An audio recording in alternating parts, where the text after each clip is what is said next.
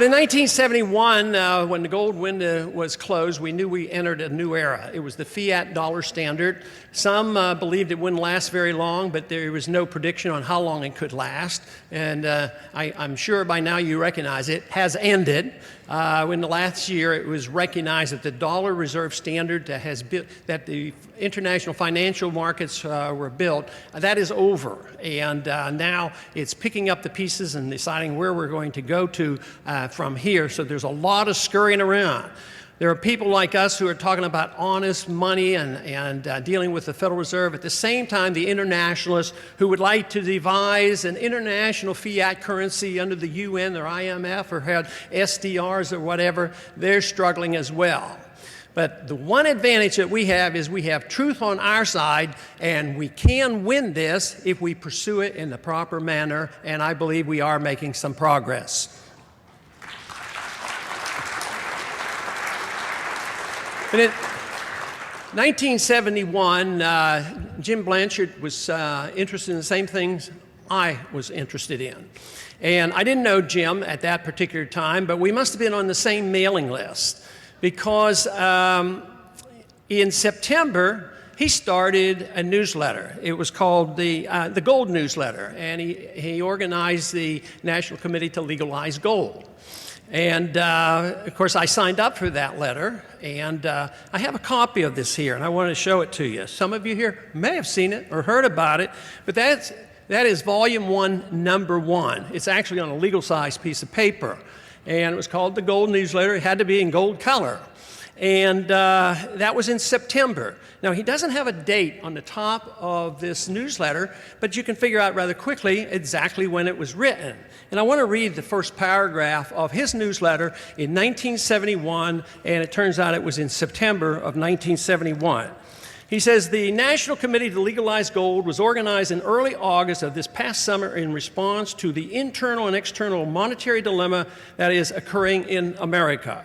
A combination of events led us to campaign for congressional bills giving Americans the freedom to own gold, among which are the mounting international monetary crisis and the spiraling cost of government inflation with a resultant depreciation of the fiat dollar, a piece of paper whose last connection with gold via conversion has now been severed. That was and remains a historic event. And Jim really deserves a lot of credit because he knew what was wrong. He knew what should be done, at least to take that next step. And the next step was to reverse that edict in 1933 by Roosevelt to take and steal the gold from the American people and make it illegal for the American people to own gold. So he set out as a goal in September. By the end of 1974, gold was legalized for us to once again buy and hold gold. So he knew what he was doing, he knew that truth was on his side, and he pursued it. He became a political activist, and things changed. And you were no longer a criminal to own gold.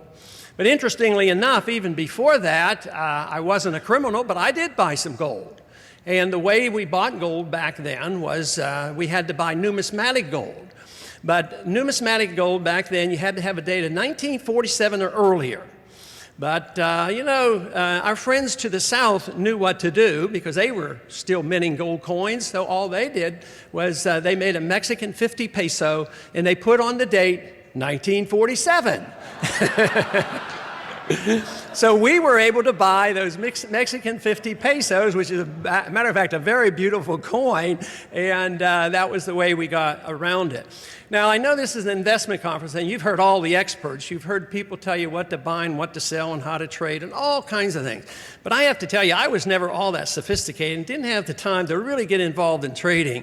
And when it comes to regular stocks, I think one of the worst advice the average person got over these last several decades was buy and hold, hold forever and watch go down. And for 30 years or 40 years, it might come back up like it did in the Depression. But I took the foolish notion that I was going to also apply that to gold. So I did the foolish thing of every time I had a couple extra dollars, I bought gold and I held it. And by the way, it hasn't done badly by doing that. But I have to confess, though, I had some inside information. I've had this exposure in Washington, so I probably committed a crime by using inside information. I knew what they were doing up there, and I knew the kind of people running the government.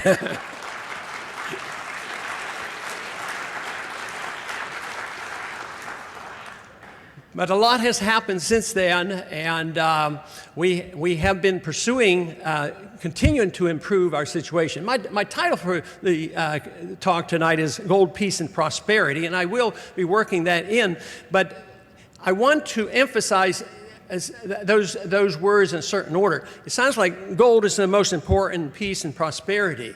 But in a very deliberate way, I believe it's a lot more than gold, peace, and prosperity. I believe the issue that we have to deal with and why all these things that we talk about are important is that the true concern we have is the protection of our individual liberty.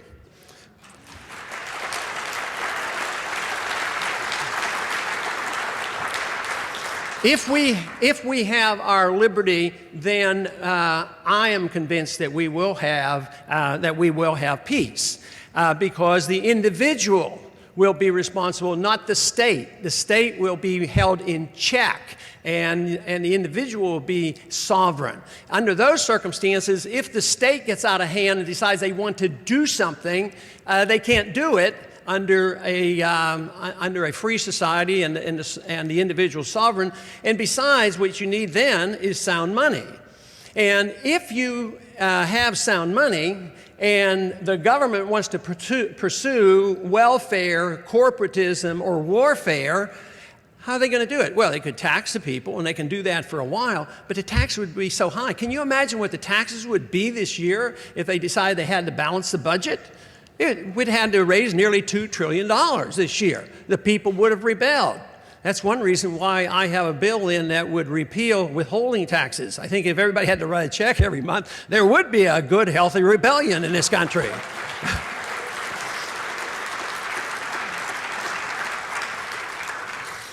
But we need a facilitator, and that to me is gold. And if you have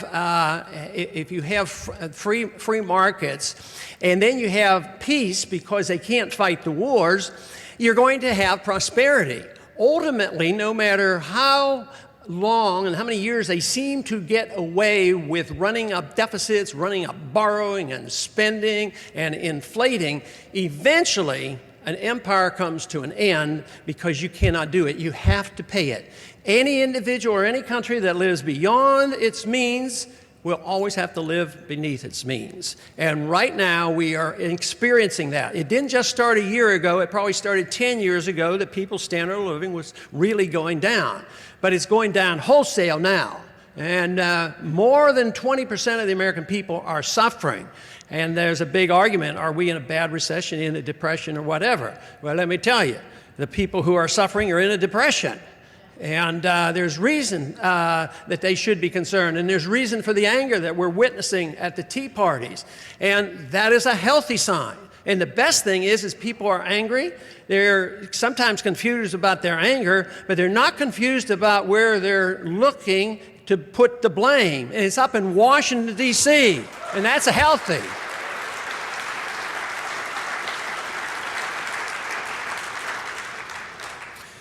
But the whole idea that our country needs some changes, that has become self-evident. Everybody realizes it, and yet there is still a lot of concern. I think everybody's angry, but one half are probably angry because they're getting worried about the government delivering, and they're upset with the government. The other half are sick and tired of paying it, and that battle has not been settled, but they are very, very, very concerned.